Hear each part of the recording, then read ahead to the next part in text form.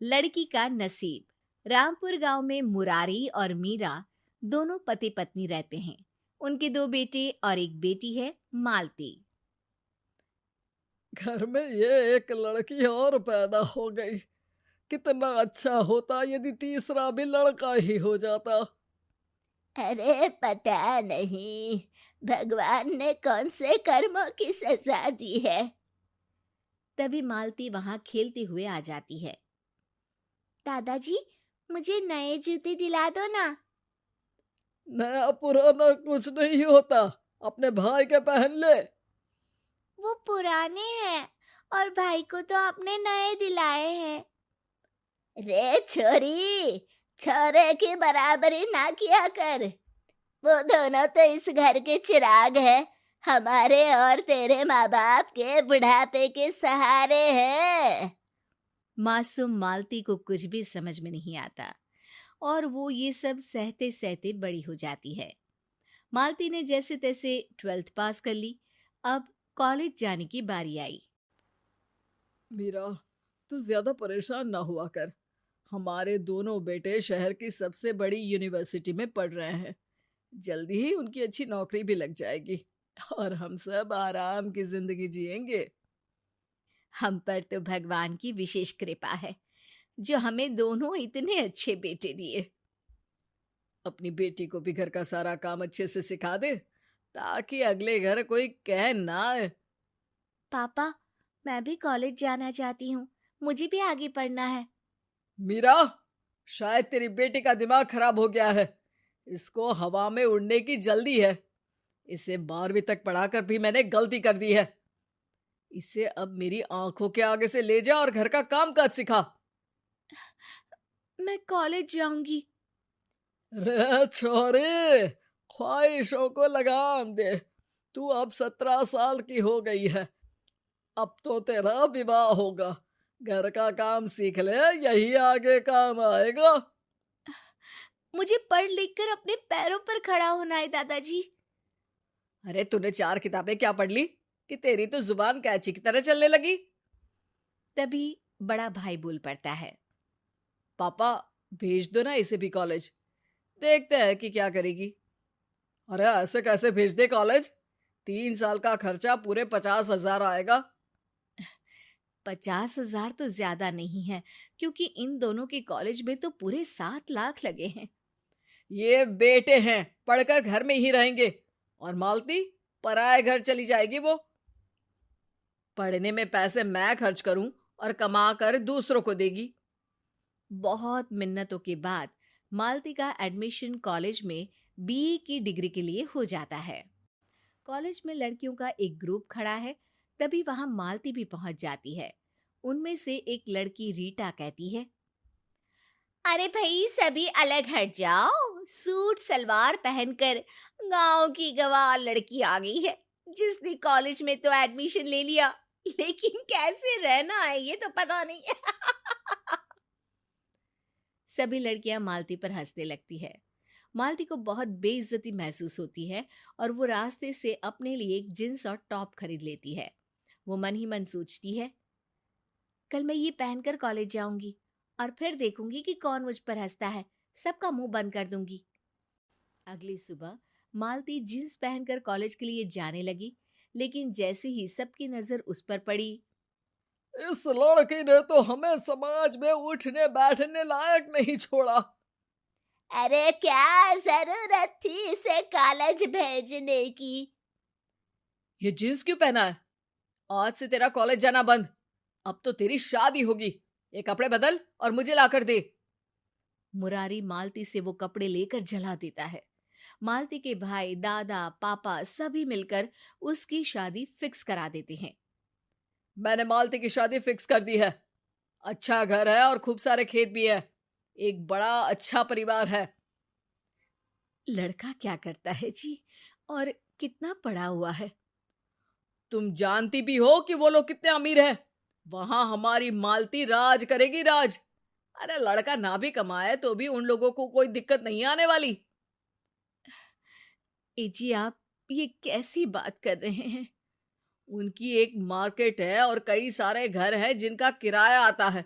अरे पैसों की कोई कमी नहीं है वहां। पापा, मुझे अभी शादी नहीं करनी, मैं अभी शादी के लिए तैयार नहीं हूं। भाई मालती को जोर से एक थप्पड़ जड़ देता है। तुझे इतनी भी शर्म नहीं बची कि शादी के बारे में बड़ों के सामने बात नहीं करते? ये सब पढ़ाने लिखाने का असर है। इसकी शादी में मैं पूरे 10 लाख खर्च करने वाला हूँ। इन सारी दलीलों के साथ शादी की तैयारियां शुरू हो गई और वो दिन भी आ गया जब मालती को अपने ससुराल जाना पड़ा। मेरे बेटे को तो पूरी तरह से लूट लिया है। इतनी तारीफ सुनी थी और एक अच्छी गाड़ी भी दहेज में नहीं दे पाए तेरे पापा। माँ जी, उन्होंने मेरी शादी में 10 लाख रुपए लगाए हैं, क्या इतना कम है? अरे कितनी जुबान चलती है तेरी। मेरे बेटे के लिए हजारों रिश्ते आते थे, मेरे तो करम ही फूटे थे जो तेरे लिए हाँ की। शाम को मालती का पति विवेक आता है। वो एक बिगड़ा हुआ लड़का है। मालती, मेरे जूते उतारो और एक गिलास लेकर आओ, साथ में चखना भी बना लाओ। शराब पीना सेहत के लिए हानिकारक है, आप ये शराब छोड़ दीजिए। अच्छा, तो अब तुम मुझे सिखाओगी कि मैं कैसे रहूं और मुझे क्या करना चाहिए? मैं तो बस कह रही थी। अरे चुपचाप जाकर अपना काम करो। मालती चुपचाप अपने काम में लग जाती है। कुछ दिन बाद मालती अपने मायके जाती है और ससुराल वालों के बारे में सब कुछ बता देती है। देखो मालती, हमारे समाज में कुछ इज्जत है और वहां जो भी चल रहा है उसे तुम्हें खुद ही संभालना है, समझी? हाँ, पिताजी बिल्कुल ठीक कह रहे हैं। हमने अब तुम्हारी शादी कर दी है। यदि हम कुछ बोलेंगे तो समाज में मुंह दिखाने लायक नहीं रहेंगे, इसलिए अपने घर जाओ और आराम से रहो। मालती ससुराल चली जाती है। कुछ दिन बाद उसे पता चलता है कि वो प्रेग्नेंट है। देखो बहू, मुझे तो पोता ही चाहिए, मैं पोते का ही मुंह देखूंगी। माँ जी, ये मुझ पर निर्भर नहीं करता। मैं कुछ नहीं जानती, मुझे पोता चाहिए, यानी पोता। मालती को अब आराम करने की जरूरत है, लेकिन वो घर का सारा काम करती है और दिन भर उसे आराम नहीं मिलता। साथ ही विवेक अपने दोस्तों को घर लाता और खूब पार्टी करता। विवेक के दोस्त भी मालती का मजाक उड़ाते रहते। ए बहू, आज काम नहीं करना क्या? कब तक सोएगी? माँ जी, मुझे दर्द हो रहा है। निर्मला विवेक के साथ मालती को हॉस्पिटल लेकर जाती है, जहां मालती एक लड़की को जन्म देती है। रे भगवान, मैंने क्या पाप किए थे जो मुझे पोते का मुंह नहीं दिखाया। अरे ये पनौती बहू ही मेरे नसीब में लिखी थी क्या? विवेक भी मालती के घर फोन कर देता है। मालती ने बेटी को जन्म दिया है, इसलिए मालती को और अधिक प्रताड़ित किया जाने लगा।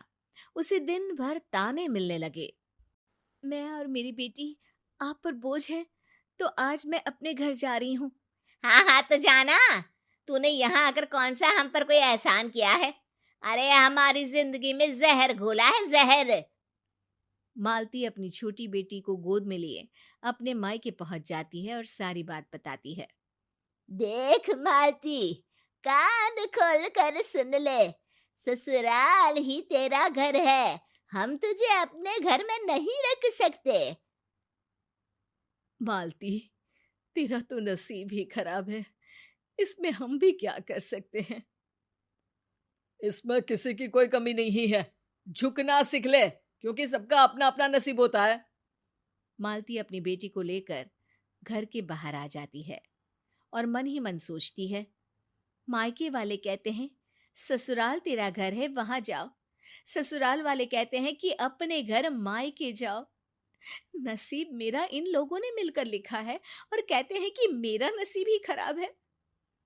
मालती छोटी बेटी को गोद में लिए अनेक सवालों की उधेड़-बुन में लगी है, लेकिन तभी उसे एक प्यारी सी आवाज आती है जो उसे जानी पहचानी लग रही है।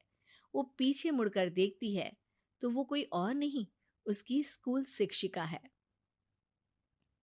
मैम, आप?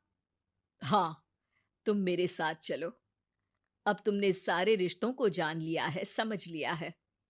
आओ बेटा, मेरे साथ चलो। एक नई जिंदगी तुम्हारा इंतजार कर रही है। तुम्हारे सपने तुम्हारा इंतजार कर रहे हैं। मालती दौड़कर मैम को गले लगा लेती है और उनके साथ चली जाती है।